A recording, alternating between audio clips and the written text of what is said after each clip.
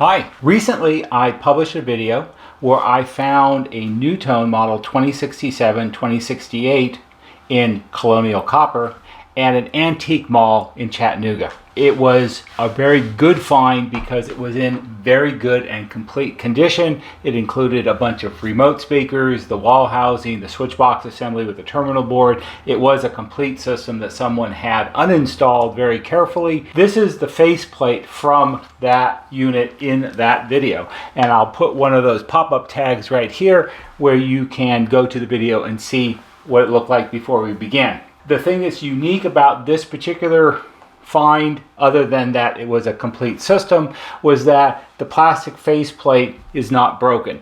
The plastic that was used in these faceplates in the Colonial Copper, there was also a version in eggshell. The eggshell ones are very rare because eggshell was not a popular color in the 60s apparently. It's a very brittle type of plastic that's very easy to break, and most of the time they're broken. This one is not.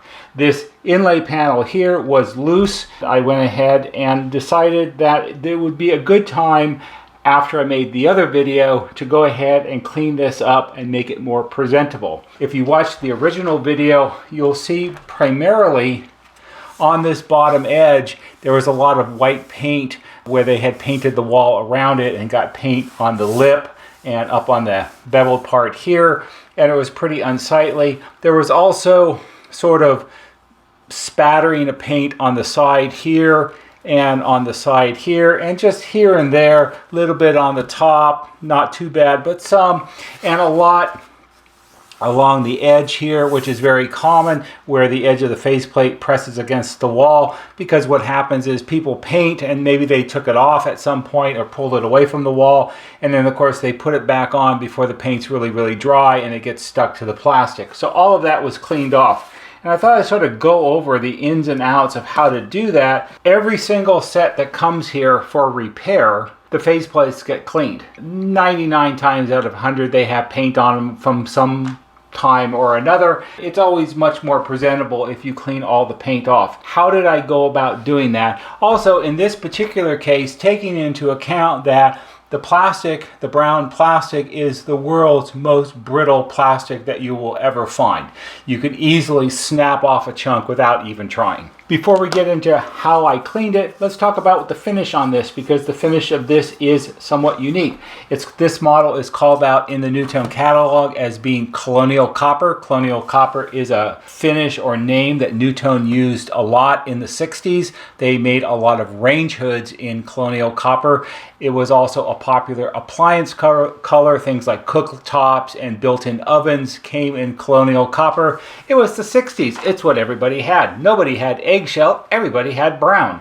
But it's not really just brown. If you look at the back of the faceplate, it's a little hard to always see in the video, but what you see here is basically brown plastic. But on the other side, again, I know it's hard to see in the video, so you'll sort of have to play along a little bit. You can sort of see on the edge here where the edge here, where I'm running my finger, and the edge here, where I'm running my finger, is somewhat darker than the brown down the middle.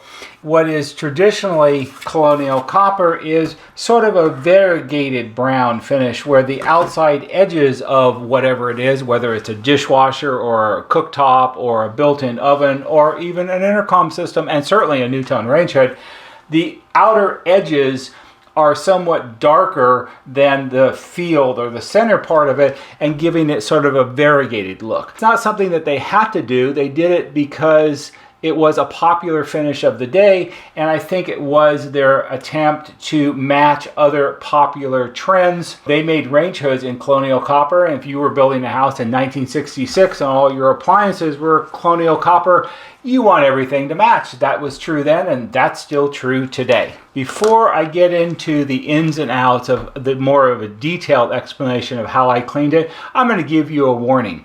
If you're not a detail-oriented person, or if you're not the kind of person that's going to listen to what I'm going to describe and disregard it completely and attack it with some other method, the end result's all on you. I make a lot of videos showing people how I do things, and the things that we do here are well thought out and proven over almost 4 decades of time. You have to remember, when I'm repairing someone's intercom, it doesn't belong to me. This one belongs to me, and I care this one just about as much as I care about all the ones that people send me. If you're going to watch the video, disregard everything I say and go at it with lacquer thinner and steel wool and acetone and sandpaper, and it gets all scratched and melted and gouged and ruined, that's on you, because we don't do things like that here. What we do here, although maybe more time consuming and require a little more effort, the end result usually is pretty good. See, look, no paint on the bottom, looks like brand new.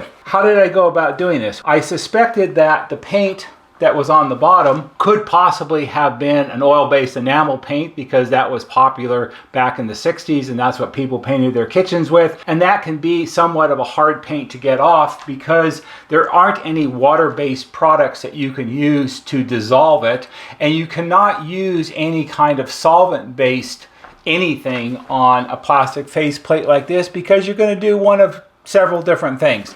You're going to melt the plastic, because whatever you're using is too strong, or you will take the finish off of it. You'll take off the variegated Colonial Copper finish, and you'll end up possibly with brown plastic, and that's all. So you can't do that. So you can only use things that are water-based. You cannot use anything, including goof off. So things you cannot use. You should not use paint thinner, lacquer thinner, acetone, goof off, carburetor cleaner. You got some can in the garage from 1972 that the label fell off of, and you don't really know what it is, but you think it's a really good idea. We'll just spray it all over everything and see what happens. No, because you're going to melt it because it's too strong.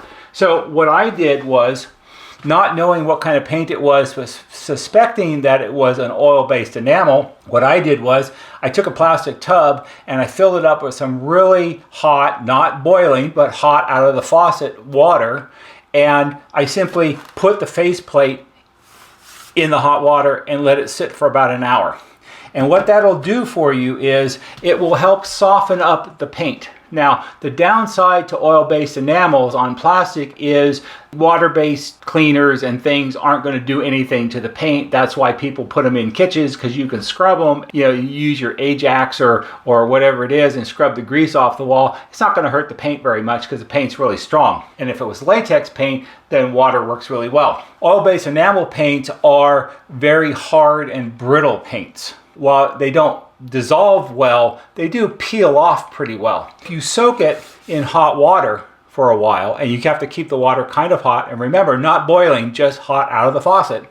If it's too hot to put your hand in, then it's too hot. Then what you do is, I have just a common, ordinary putty knife like you buy at the hardware store, but it's not one of those putty knives with a sharp edge on it like a chisel. It's sort of a rounded over blunt kind of putty knife that you use for actually puttying holes and not for scraping things. And then I very carefully went along in the areas where the paint was the thinnest and very carefully began to chip it away. And sure enough, it probably was oil-based enamel, and it softened up a little bit in the hot water. It maybe took me 10 minutes to get all the paint off the bottom edge. Once you have most of that off, the other thing which helps a lot is if you do this little edge right here that had paint on it also where it sits against the wall, because if you do that, you sort of break the paint edge where it's rolled over like this. That makes getting off on this side even easier. Once I got the majority of the paint off, then what I use, and I put it back in the hot water, because as you scrape the paint away carefully being the key word here, you're exposing new fresh paint that hasn't seen the light of day in 45 or 50 years maybe. So you put it back in the hot water to keep it soft, and then what I did was I used a sponge with a blue Scotch-Brite pad attached to it. You can buy them that way. The blue Scotch-Brite pads will not scratch things. The red ones and the green ones can, the blue ones won't. In fact, they're sold that way, as it won't scratch anything, so that's what you have to use. Now again, if you're going to disregard that and you've got an old red Scotch-Brite pad in the garage that you use to sand some furniture that you stain, and you make scratches all over the plastic, that's on you. Also, if you use sandpaper, that's on you. If you use steel wool, that's on you. If you use the wrong thing and you make scratches all over your Colonial Copper finish, that's on you, because that's the wrong way to do it. It's easy enough to buy a Scotch-Brite. You can buy them at the supermarket. They cost like 89 cents. So come on. So then I use the blue Scotch-Brite pad, and I always start on the back and do the edges first to get all of that off and break the paint edge where it folds over the edge here. And then I went around and did the exposed part and very carefully scrubbed away all the white paint. Of course, when I did this, I had to be extra careful because it's the world's most brittle plastic. One whoops, one bang it on the corner next to the sink on the backsplash or something like that, and I could lose a whole corner, and then the whole project's ruined. So I was very careful as I went along. I scrubbed it all. I cleaned off what looked like spatter overspray on the sides. There was a little bit on the top, but not too bad. A little bit on this side. Make sure the back was really clean. Make sure that all the little corners on the back, all the paint was removed, because it always tends to puddle up there and it's always thicker than the rest of it. The other thing that was wrong with this faceplate was this panel here was loose. It needed to be, one, cleaned also, and then two, reaffixed. This metal panel, this is aluminum, and it's a stamped panel. So the piece, I don't know how they do that exactly. I assume there's some big machine, some big kind of hydraulic press, and it comes down and it goes ka-chunk, and it punches out the holes, it punches out the size, it makes all of that, and it makes these indentations because this part is recessed, where the talk listen switch is recessed, and where the three knobs go, they're all recessed. So that's probably done in one step. And then, since this is aluminum and they want it to match the finish of the faceplate, on the Colonial Copper models, this panel has a copper finish to it, and on the eggshell ones, this has a silver finish. So they're different, same panel, different finish. Since it's aluminum, it's an anodized finish. Anodizing is a chemical coating that you can put on aluminum. Everybody's seen things that are anodized aluminum. The thing about anodized aluminum is, oh wait, and then after it was anodized, then it's all the lettering, all the markings on it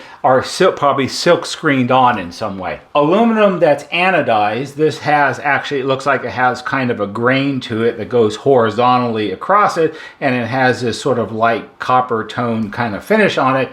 Anodized finishes are very easy to damage. You can't scrub it. You can't put any chemicals on it. You can't do anything to it that's going to destroy the finish or wear a spot of the finish away, because if you do, you will never ever get it to match again. What you'll end up with is, if you wear the finish away right here under the volume tone knob, you're going to see the shiny aluminum underneath it, and it's going to ruin the way it looks. So how do you deal with this? And also, you have to be careful of the silk screening, because if you scrub it with anything, you can scrub the letters off, and that ruins it also. So what do you do with that? It's very simple. You wash it very carefully with a sponge and a little warm water and soap. And that's all that you do, because it's not brand new. It's never going to be brand new, but it needs to be presentable, and it just had the normal amount of grunge on it that they get when they get to be as old as this is, just from people's fingers in touching it. That's like right here above the T in the word master, there's a little dot of white paint. So I have to deal with that somehow, but today I'm not going to, because I'm not really in the mood to sit there and peer at it, and that's something that I can do later on. The reality is, the little tiny fleck of white paint is actually not that bad compared to if you mess it up and you see the aluminum underneath. So that's something I'll do when I have more time. While I was at the sink cleaning things, I thought it would be also a good time to clean the knobs, and I've shown this in other videos. These are nice vintage black knobs. They have the nice metal inserts on the ends with the red indicator line. These have ridges around the outside of them, so when you grab with your fingers, you can grip it easily. And what happens is all the crud from your fingers and everything over the decades builds up in the grooves of the knob, and they look very unsightly and it's kind of nasty. So what do you do with these? It's really simple. You soak them in a little cup of hot water, usually 15-20 minutes is enough, and then you take a small brass bristle brush under a stream of hot water. You take the brush and you sweep across the grooves of the knob in the direction of the grooves, and you spin the knob as you go, and the brass will clean the crud out of the grooves. Surprisingly enough, it's not that hard to do. If they're really, really, really bad, after they dry off and you still see some crud, soak them again, do them a second time. It's really easy. Don't get the brass on the metal plate on the end because you'll scratch the anodized finish off of it and then it'll look bad. So don't use anything other than water on all this. Same thing true, these are the tuner knobs. These are some sort of clear or semi-clear acrylic plastic with the metal disc in the middle. I don't know whether these discolor over time. They always have this sort of yellowish tint to them. Maybe they were that color when they were new, or maybe the clear plastic changes color over time. I don't know. But regardless, it makes a nice set and it looks really good. Once all the major cleaning was done and I brought it back to the workbench, I let it dry off. Then after inspecting it very carefully, what you always find when you clean paint off faceplates is there's always little spots here and there that you didn't see when it was wet because the water obscures the little tiniest bits, and you have to deal with that somehow. So instead of taking it back to the sink and doing all of that again, there's a better and easier solution. And in this case, on this particular unit, the places where there was some little bit of paint here and there was right in this crease here along the top, right on this little beveled piece here below the grill, a little bit here, a little bit on these narrow little bevelly areas that are hard to see when it's all wet. While you could take it back to the sink and wash it all again and pay particular attention to all that, there's an easier way to do it. What you use are some alcohol pads like you buy at the drugstore. Alcohol is a really, really good cleaner. And all you have to do is you tear this open, the little pad comes out. These cost almost nothing. And alcohol is a really good cleaner to remove the finest little bit of like here and there that's left of paint on this. It won't hurt the plastic, it will dissolve the paint, and it's easy to see as it goes. Plus the alcohol, it's water-based, so it won't hurt the plastic, and also it dries really fast. It just evaporates away. I went around it a couple times and cleaned off all the little bits of paint that I missed. No, I did not use it on the dot here on the anodized metal panel because I'm not sure what the alcohol will do to the anodized finish, and I don't want to take the chance, and you should not either. After all of that was done and I was happy with all the paint removal, then what happens is you now have clean Colonial Copper plastic that doesn't have any more paint on it, but it will look kind of dull because it's old, and I don't know exactly what the original finish was like. I assume it was pleasant looking. It doesn't really say exactly what kind of finish, you know, the sheen of the finish or anything like that was. The other thing that happens is when you use alcohol, sometimes, like this is 70% alcohol. If these were like 99% alcohol where it's pure, it would be better, but those are hard to find nowadays. You sometimes get a little bit of a cloudy residue from when the alcohol evaporates. So what I do is I use this. This is Poor Boy's World Polishing and Detail Natural Look for leather, vinyl, rubber, plastic, tires, and more. So I guess you can spray it on your Greyhound and that would be okay too. This is sort of the private brand. It's kind of like Armor All, but I think it's better than Armor All because it's kind of thick. It's got the consistency of kind of like runny pudding in there, and which is good because it doesn't run all over the place. It's thick enough where kind of when you put it on something, it kind of stays. It gives it a little bit of a sheen, and no, again, this is another one of those times where you need to pay attention. If you have Armor All or something like that for your car, I assume that would be probably okay also. But what you don't do is you don't get your Armor All or this out of the garage and you start going crazy and spraying it all over it, because you don't want it on the anodized panel, you don't want it on the clear part here where the radio dials show through, and you don't want it on the metal grill work because it's going to get in all the little perforated holes and you're never going to get it all out, and it's going to be a big mess. So what you do is you take a rag, you spray a little bit on the rag, and then you very carefully wipe the intercom, the parts that you want it on, and go over it and clean it all up. And then I like to let it dry for a while, usually an hour or so, and then you come back and sort of buff off any residue that's left over, and what you end up with is it helps deepen the color of the plastic a little bit. It gives it a little bit of a sheen, and over time the sheen kind of will disappear a little bit and it'll even out nicely, and it just makes the whole thing look richer and nicer than it did after you cleaned it.